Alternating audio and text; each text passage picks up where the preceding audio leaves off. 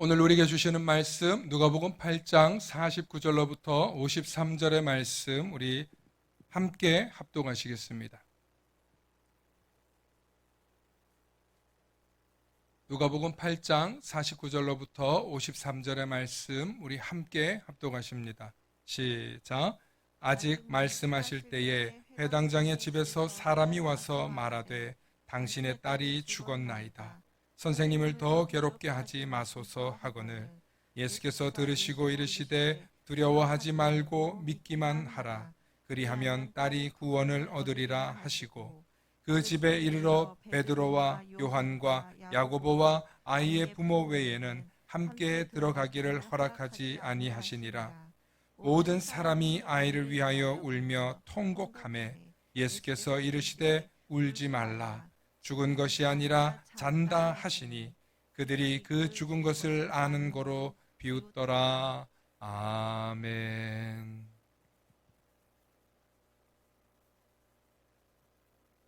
오늘 말씀의 제목을 회당장 야이로라는 제목으로 말씀을 선포하려고 합니다. 오늘 회당장 야이로라는 말씀을 들으실 때 하나님의 크신 은혜가 있기를 소망합니다.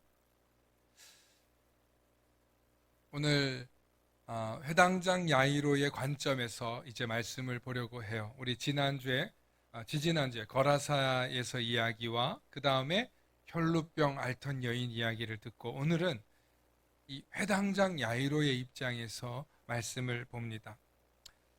예수님이 오시기를 학수고대하던 한 아버지가 있었습니다. 그의 이름은 회당장 야이로입니다.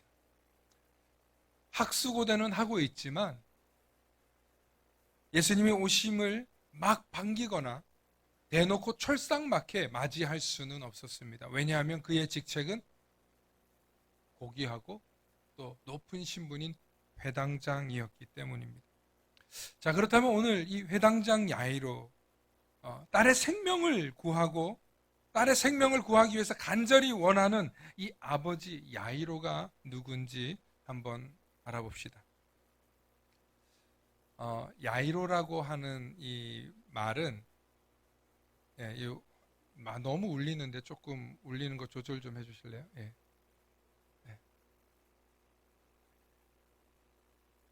야이로라는 이름은 그가 살리신다. 따릅시다. 그가 살리신다. 예. 혹은 그가 깨우신다. 예. 죽어있는 이 백성들을 이 지금 포로되어 있고 로마의 식민 지배 아래에 있는 이 백성들의 잠들어 있는 영혼을 깨운다. 어떤 그런 의미를 가지고 부모님이 야이로에게 준 것 같아요. 그런데 그의 직책이 오늘 뭐라 그랬죠? 회당장이라고 되어 있습니다. 회당장은 유대 사회에서 아무나 될 수 없는 귀족 가문이 되는 거고, 그리고 회당장이라고 하는 위치는 이 이스라엘 유대인들의 입장에서 볼 때는 상당히 고귀한 신분일 뿐만 아니라 민족과 정치와 종교에서 아주 중요한 역할을 하는 사람이에요. 어떻게 보면은 지방의 관리이면서도 동시에 종교 지도자, 그러나 제사를 지내는 사람은 아니고 그 종교에, 그러니까 그들이 모여있는 이 시나고그 회당에서 관리하는 장이라는 뜻이죠. 굉장한 위치입니다. 그리고 유대인들이 공동체들이 모이는 곳을 이 회당이라고 하는데 이게 시나고그인데 이 교회도 사실은 거기서 나온 말이에요. 유래가 거기에 있어요. 그래서 지금도 보면 시나고그 유대인들의 회당이 전 세계로 몇 군데 있는데 가보면 카톨릭 성전하고 비슷해요.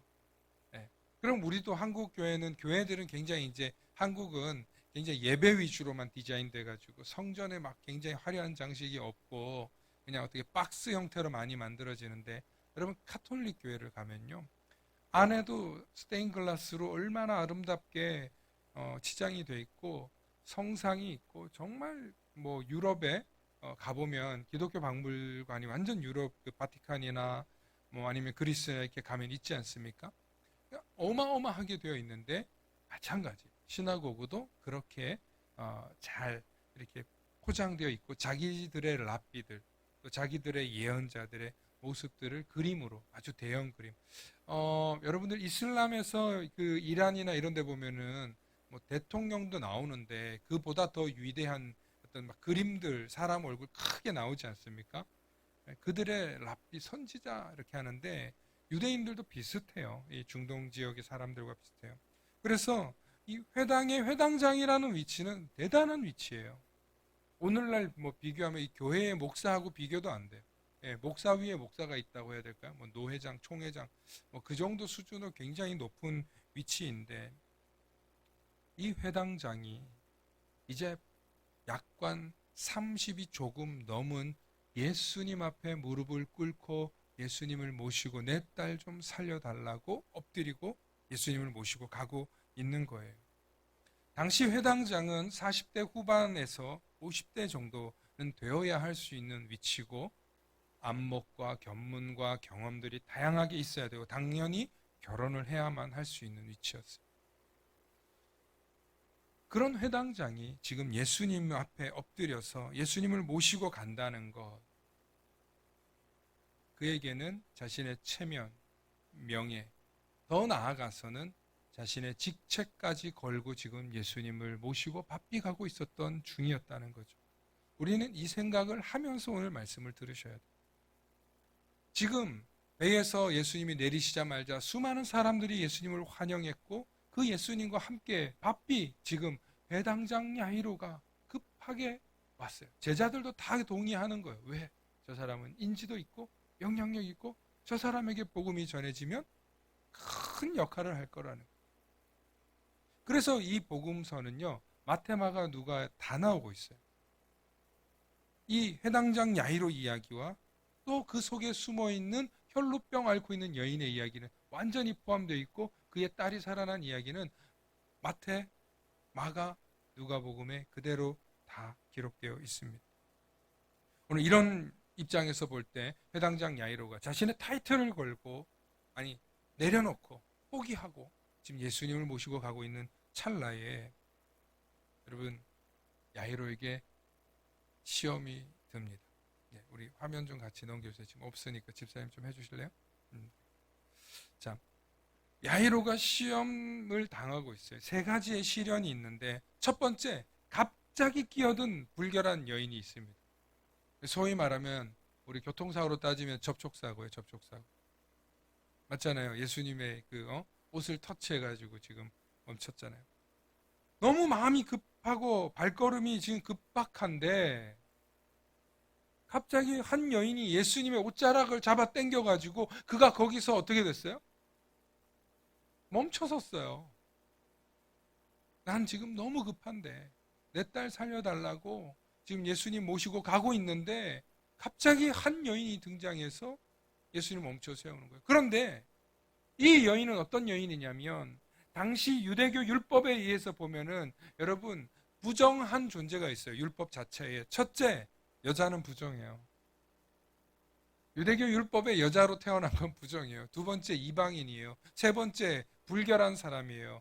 하혈하는 사람이죠. 월경하는 사람이죠. 혹은 병이 있는 사람이죠. 이런 사람들은 부정한 존재예요. 그러니까 12년 동안 부정했던 여인은 회당에도 들어올 수 없었던 이런 여인이 지금 자신의 앞길을 막아서고 있는 거예요. 보통 그가 굉장히 권위적이거나 굉장히 그가 성깔이 있는 사람이라면 아마 거기서 버럭 했을 텐데 놀랍게도 성경에는 한마디도 없어요. 침묵하고 있었다는 것입니다. 두 번째는 이제 디테일하게 예수님과 이제 이야기가 끝나고 이제 가려고 하는데 오늘 말씀에 뭐라고 그러면 당신의 딸이 죽었나이다. 선생님을 더 괴롭게 하지 마소서. 당신의 이미 딸이 죽었습니다. 사망 선고. 접촉사고 일어났고 지금 사망 선고가 지금 딱 되는 거죠. 사실 여기서 야이로가 턱 멈출 거야 아마 보통은. 주저앉거나 절망하거나 혹은 낙담했을지도 몰라요. 그런데 오늘 야이로의 입장에서 어떻게 했는지를 보지 말고 이 집에서 온 사람이 달려와서 굳이 이제 가고 있는데 굳이 달려와서 뭐라고 얘기하냐면 당신의 딸이 죽었나이다 만 하면 되잖아요. 근데 그 다음에 뭐라고 하냐면 선생님을 더 이상 더 괴롭게 하지 마소서 이렇게 말을 해요. 어떻게 보면은 굉장히 점잖하고 예의 있게 말하고 있는데 사실은요, 이 사람들은 뭘 얘기하는 거예요? 예수님이 어떤 분인지 몰라요. 예수님이 죽은 자를 살릴 거라는 기대조차도 없어요. 즉, 믿음 없는 사람들이 지금 부고장을 전하고 있는 거예요. 동시에 믿음 없는 이 사람들이 야이로를 걱정하는 거예요. 무슨 얘기냐? 회당장 야이로, 정신 차려. 딸은 죽었어. 이제 예수님 오는 것까지는 그냥 막아서고 네 직책이라도 유지해. 아마 이 이야기가 들어오는 과정 속에서 이 집안에 있는 사람들이 회당장 야이로가 예수라는 랍비, 특별한 사람을 모시고 온다고 하는데 저가 좀 소문이 안 좋아. 뭔가 좀 문제가 있는 사람을 지금 데리고 온다고 하니 이거 분란거리가 되겠어. 아이고, 애가 죽었다네. 얼른 가서 야이로 보고 오지 말라고 해. 그 사람 모시고 오지 말라고 해. 하는 이야기가 이 속에는 내포되어 있다는 거예요. 야이로의 입장에서는 순간 내 믿음을 계속 유지해야 될까? 내가 저분이 내 딸을 살릴 거라는 것을 저 젊은 청년이 예수님이 살릴 거라는 기대를 계속 갖고 있어야 될까? 믿음을 흔드는 이야기였어요. 그렇지 않습니까? 여러분 인생을 살면서 이젠 다 끝났어. 이제 그만해도 돼. 그런 이야기, 마치 날 위해서 해주는 이야기 있잖아요. 그런데 정말 잘 들어보세요. 그게 정말 날 위해서 하는 이야기인지, 내 믿음을 시험해서 하는 이야기인지, 나는 정말 끝까지 침묵하면서 주님을 믿으려고 하는데 주변에서 하는 말 때문에 우리의 믿음이 사실은 흔들리지 않냐 이 말이에요. 나는 정말 주님께 집중해서 나아가고 싶은데 오늘 회당장의 이름이 뭐예요? 그가 살리신다 아니에요. 그가 깨우신다 아니에요. 오늘 회당장 야이로를 통해서 예수님이 살리신다, 예수님이 깨우신다 라면 기가 막힌 이름이에요. 그런데 그가 처음 믿은 예수님이라는 분을 바라보고 깨달은 그 믿음을 끝까지 간직한다는 게 결코 쉬운 일이 아니에요. 첫 번째 접촉사고 있었죠. 두 번째 이미 끝났어. 포기해. 말은 애둘러서 굉장히 점잖게 얘기했지만 이젠 끝났잖아. 포기해. 자네 직책을 생각해. 지금 그렇게 회당장 야이로를 챙겨주는 것 같지만 그 이야기를 들여다보면 예수님을 향해서는 전혀 믿음이 없고 예수님에 대해서는 전혀 신뢰함이 없고 예수님에 대해서는 전혀 기대가 1도 없었다는 것을 우리는 오늘 깨달아야 된다는 거예요. 그렇습니다. 믿음이 없는 사람은 예수님을 모르면 믿음이 생길 수도 없고 믿음을 가질 수도 없고 믿음이 없는 게 당연한 거예요. 그래서 예수님을 알기 때문에 예수님이라는 유일한 기대가 있기 때문에 회당장 야이로는 멈추지 않고 자기 집으로 갑니다. 여기까지가 그의 두 번째 고비였다는 거죠. 그리고 이제 세 번째로 그곳에 들어가요. 들어가니까 뭐와 맞닥뜨리냐면 사람들의 비웃음과 맞닥뜨리게 됩니다. 조롱과 모멸감이 야이로에게 찾아옵니다. 우리 누가복음 8장 52절과 53절 말씀 함께 보십니다. 누가복음 8장 52절로부터 53절 말씀 우리 함께 읽습니다. 시작. 모든 사람이 아이를 위하여 울며 통곡하매 예수께서 이르시되 울지 말라.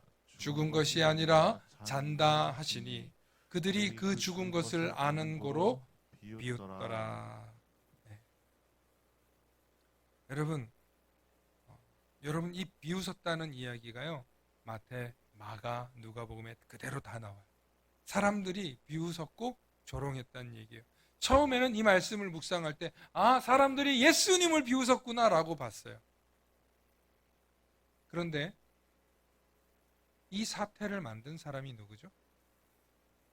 사람들은 안 와도 돼, 이제 포기해도 돼 라고 말하고 있는데, 그럼에도 불구하고 예수님을 모시고 온 이 사태의 장본인이 누구냐고요? 야이로잖아요. 그 조롱이 야이로의 입장에서는 어땠을까요? 예수님 때문에 야이로도 같이 조롱받고 있는 거예요. 그만해. 그만하랬더니 결국 데리고 왔네? 사람들이 비웃을 준비를 하고 있었던 거예요. 이때 회당장 야이로의 입장은 어땠을까요? 정말 비참하고 모멸감을 느끼고 초라해지고 그의 믿음은 완전히 바닥치는 그런 상황까지 내려갔을 거예요. 여러분, 우리가 특히 높은 신분에 있는 사람이요, 남들이 비웃고 조롱하는 것 못 견딥니다. 작년에 이제 한 고인이 된 사람인데, 그럼 이 사람이 자살할 거란 생각은 아무도 못했어요. 누구냐? 서울시장. 그런데 요즘 최근에 뉴스로 다시 대화를 보니까 이 내용이 좀 뒤바뀌어 있어요. 그런데요, 높은 직책에 있는 사람들은요, 자신의 이 명예가 짓밟히면 못 견디더라고요. 못 견디.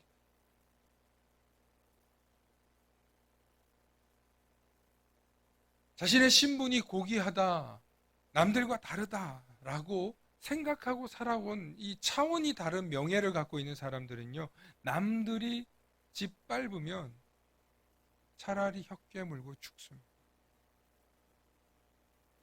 아마 야이로는 거기까지 마음이 내려가지 않았을까?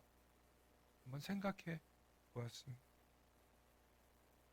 그런데 이 속에서 야이로가 끝까지 침묵해요. 마테마가 누가복음을 다 보면서 야이로가 입을 여는 순간은 주님, 내 딸을 살려주십시오라는 말밖에 없어요. 그 뒤로 한마디도 없어요. 침묵. 야이로와 그의 아내까지 아무도 입을 열지 않아요. 도대체 이게 어떻게 된 일인가 하고 세 가지 본문을 다 살펴보는데, 마태복음 9장 18절 말씀을 우리 한번 보겠습니다. 마태복음 9장 18절 말씀. 우리 마태복음 9장 18절 말씀 함께 읽습니다. 시작. 예수께서 이 말씀을 하실 때에 한 관리가 와서 절하며 이르되 내 딸이 방금 죽었사오나 오셔서 그 몸에 손을 얹어 주소서. 그러면 살아나겠나이다. 아멘. 여러분, 이거 잠깐만 봐주세요. 이 관리가 지금 야이로예요. 마태복음은 왜 관리라고 했는지는 사실은 여기에 유대인들하고의 갈등을 없애려고 이름을 사실은 숨긴 거예요. 왜냐하면 마태복음 공동체는 예루살렘 공동체고 예루살렘 지역에 있는 그리스도인들이었기 때문에 그렇습니다. 그런데 여기서 이렇게 얘기를 해요. 그는 분명히 회당장이었고 유대인이었고 율법에 정통한 사람이었는데 그가 뭐라고 하냐면 내 딸은 죽었습니다. 그 몸에 손을 얹어 주십시오. 그러면 살아나겠습니다. 여러분, 이게 얼마나 믿음의 고백인지 여러분들은 아셔야 돼요. 내 딸이 죽었습니다. 살아날 겁니다. 이것도 놀라운데요. 그 사이에 있는 이 말씀 때문에 대단한 거예요. 그 몸에 손을 얹어 주소서예요. 레위기에 죽은 시신의 사람의 손을 얹는 게 어떤 거예요? 율법에 죽은 시신 위에 손을 얹으면 그 사람이 어떻게 돼요? 부정해지잖아요. 부정해지잖아요. 부정해진다는 게 뭐예요? 자신의 죄를 씻어야 되는 그런 단계로 가는 거예요. 그런데 예수님께 그 몸에 손을 얹어 주소서라는 고백을 해요. 이미 마태복음은 이 관리가 예수님에 대해서 상당한 믿음이 있었다라고 보고 있는 거예요. 다시 이제 저를 비춰주시기 바랍니다. 사랑하는 성도 여러분, 야이로 속에 어마어마한 믿음이 있었던 거예요. 그래서 마태 공동체는 나중에 야이로가 대단한 믿음의 사람이라는 것을 알 수 있었던 거예요. 그래서 오늘 본문을 보면은 야이로는 딸이 거의 죽어 있는 상태가 아니라 이미 죽었다. 그런데 예수님께는 다 죽어가고 있나이다 라고 그렇게 고백되어져 있는 거죠. 그런데 야이로는 알았어요. 내가 갈 때 이미 죽는 게 뻔해. 예수님 모시고 가도 죽어 있을 수도 있어. 그런데 이 문제를 해결할 분은 예수님밖에 없어. 죽은 사람도 살리시고 정말 온갖 귀신들도 쫓아내신다는 그 예수님 아니군. 이건 해결 안 돼. 나의 모든 관직을 걸고 모든 명예를 걸고 나의 모든 것을 걸고 지금 이분만이 해결할 뿐이야 라고 가는 대단한 믿음의 사람이에요. 그런데 아무리 믿음이 좋은 사람도 자신의 믿음을 끝까지 관찰하는 게 굉장히 어렵습니다. 여러분, 목사인 제가 믿음이 좋을까요, 나쁠까요? 제가 믿음이 좋을까요, 안 좋을까요? 네? 믿음이 좋아야 당연한 거죠. 그런데요, 아무리 믿음이 좋으려고 해도 주변에서 안 된다, 못한다, 어렵다, 힘들다 그러잖아요. 그러면 처음에는 좀 이 100% 있다가 90, 80, 70, 50 떨어지는 걸 느껴요. 정말 떨어지는 걸 느껴요. 아, 이거 포기해야 되겠다. 그만해야 되겠다. 라는 마음이 들 때가 있어요. 그런데 이건 정말 목숨 걸고 해야 돼. 내가 오늘 모든 걸 다 잃어도 어차피 난 주님께 모든 것을 바치고 가기로 한 사람인데 내 모든 걸 다 걸고라도 난 이 길을 가야 돼. 라고 할 때는요, 딱 선언하고 침묵해야 됩니다. 선언 딱 하고요, 침묵하지 않잖아요. 그러면 내가 내 스스로 흔들려요. 내가 내 스스로 가려고 했던 방향을 못 갑니다. 침묵이 능사가 아니라 침묵 밖에는 내 믿음을 지킬 길이 없더라고요. 침묵은 대단한 힘이 있어요.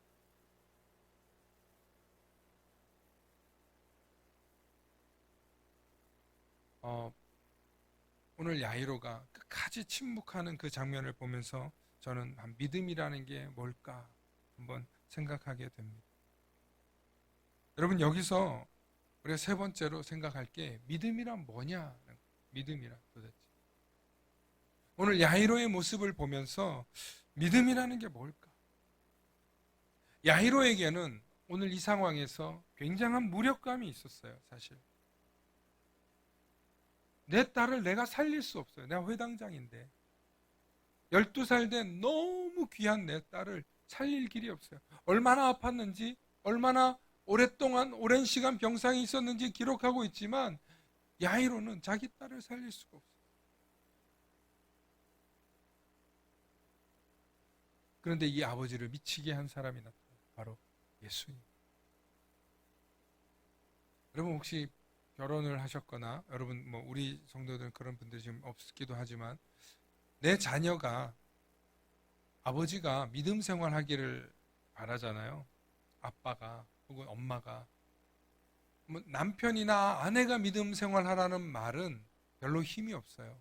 그런데 자식이 아프거나 자식이 아버지, 어머니, 우리 신앙생활 해요.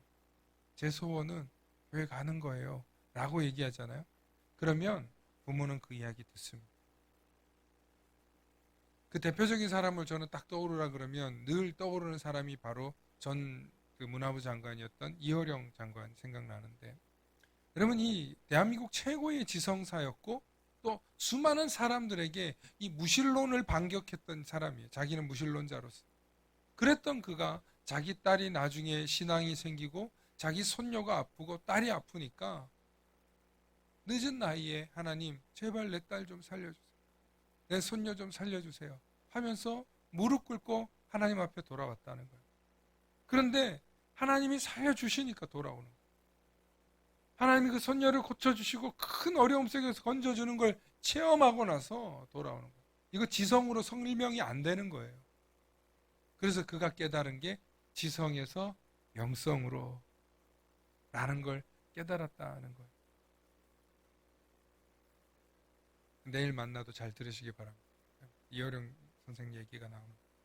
여러분, 우리가 주변에서 정말 신앙생활을 잘하려고 하지만 주변 사람들이 막 소란스럽게 떠들면 우리의 믿음은 줄어들게 돼 있어요. 아무리 내가 잘하려고 해도 다 잘할 수가 없어요. 오늘 이 회당장도 얼마나 무력감 속에 있었겠어요. 내가 할 수 없는 걸 경험해야 되는데, 내가 능력 없는 걸 지금 만천하에 드러내고 있는데, 내가 회당장인데도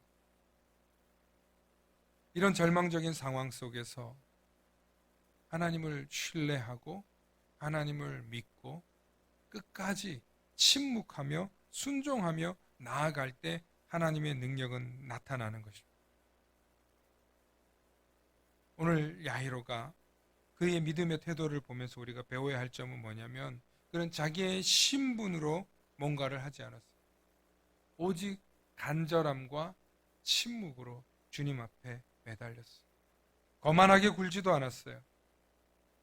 남들에게 뭔가 유세하지도 않았어요.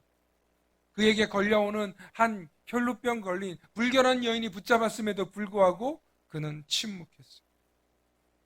집에서 걸려오는 이미 아니 죽었습니다. 안 와도 됩니다. 라고 얘기하는 그때도 왔어요. 여러분 어떻게 하시겠어요? 가고 있는 도중에 핸드폰으로 전화가 왔어요. 이미 사망했다고 합니다. 계속 할 수 있을까요? 쉬운 일 아닙니다. 때로는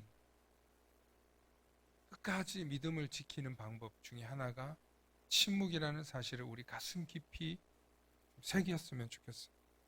많은 그리스도인들이 믿음이 좋을 때도 있고 막 믿음이 논리적으로 언변도 있고 실력도 있고 할 때가 있어요.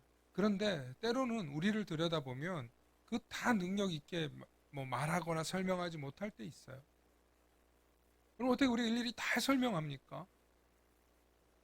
근데 침묵해도 되는 게 너무 많아요, 생각보다.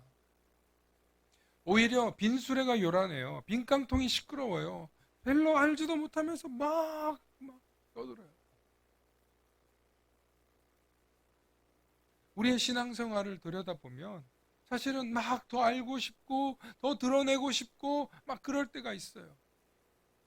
그런데 정말 믿음을 잘 지키는 사람들의 특징은요, 침묵하더라는 거예요.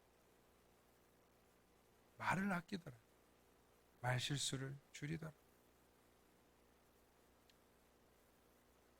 중세의 한 수도사가 이런 말을 남겼습니다. 우리의 믿음을 채우시는 건 침묵하시는 하나님이시다.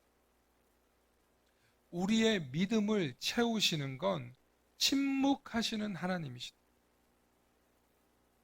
이 말을 한번 곰곰이 생각해 보시기 바랍니다. 우리의 믿음을 누가 채우신다고요? 침묵하시는 하나님이 채우신다. 최근에 우크라이나와 이 러시아의 전쟁 사태를 보면서 이런 질문을 해요. 사람들이. 왜 하나님은 가만히 계시냐? 침묵하시냐? 왜 하나님은 저 북한 땅에 김정은이 같은 놈을 빨리 처단하지 않고 침묵하시냐? 왜 하나님은 저 악한 사람들을 내버려둬서 저렇게 많은 사람들이 죽도록 내버려두냐? 하나님은 왜 침묵하시냐?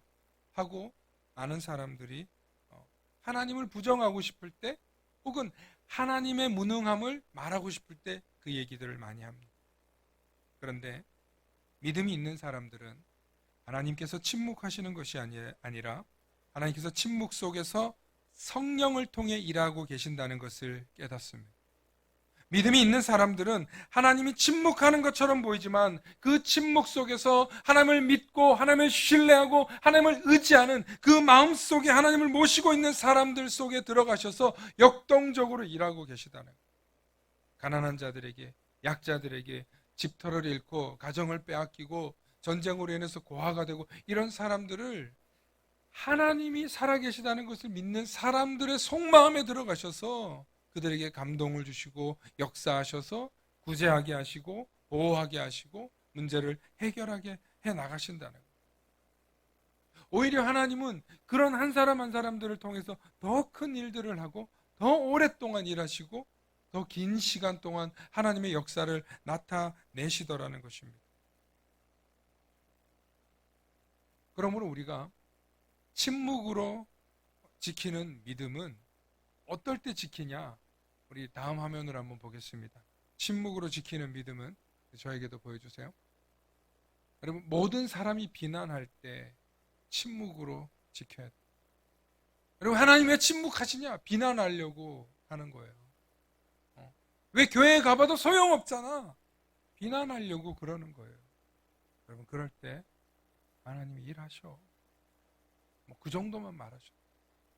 또 모든 사람들이 조롱할 때, 야, 뭐 아무것도 안 되지 않느냐? 부정적으로 이미 보고 있어요.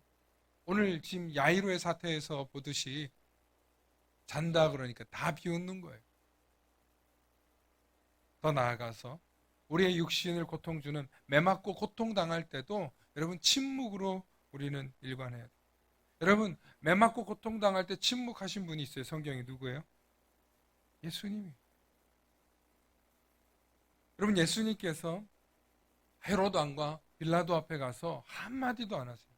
빌라도 앞에서 유일하게 네가 유대의 왕이냐 그러니까 네 말이 옳도다 그 말 하시고 그 뒤로부터 입을 닫으시고 예수님께서는 빌라도 앞에서 그 뒤로 침묵하셔요.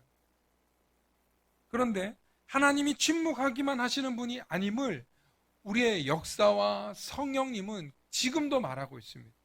그게 교회의 역사예요. 그게 믿음의 역사고 신앙의 사람들의 역사예요. 그리고 그 신앙의 사람들이 세상을 변화시켰고 개혁시켰고 바꾸었어요. 지금까지.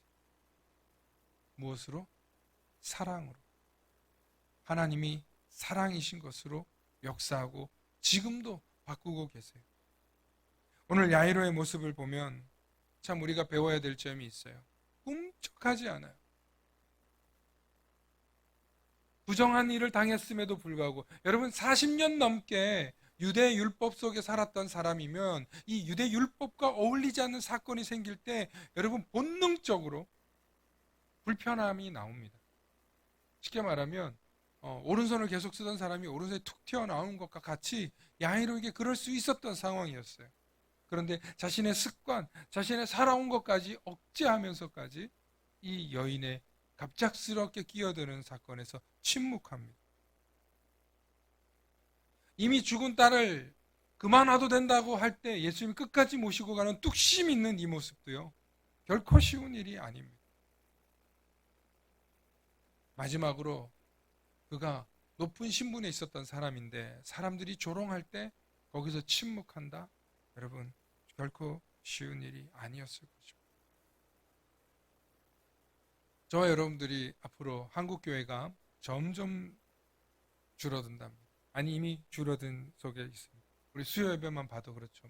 뭐 사정들이 있고 여건이 있어서 못 오시는 분들도 있겠지만 여러분 정말 열을 다해서 말씀을 준비하고 예배를 준비하고 우리가 주님을 찬양하고 싶어도 점점 우리의 세상이 그렇지 않아요. 점점 믿음의 사람들이 줄어들고 교회는 점점 줄어들 수도 있을 거예요. 그런데 끝까지 침묵하면서 그 자리를 지키고 견디고 나아가면 기적이 일어나는, 하나님의 역사가 나타나는, 잠자던 자들이 깨어나는. 할렐루야. 오늘 야이로의 모습을 보면서 예수님께서 더 이상 아무도 들어오지 말라 하고 그의 부부와 예수님의 제자들만 데리고 들어가셔서 이 소녀를 깨우십니다. 오늘 저와 여러분들의 삶 속에서 이 야이로, 회당장 야이로를 보면서 우리의 믿음을 지킨다는 것이 무엇인가? 혹은 우리가 믿음을 지키려고 할 때 사방에서 들어오는 태클들 있잖아요. 태클. 그 태클 속에서 우리가 어떻게 믿음을 지키는 것이 잘하는 걸까?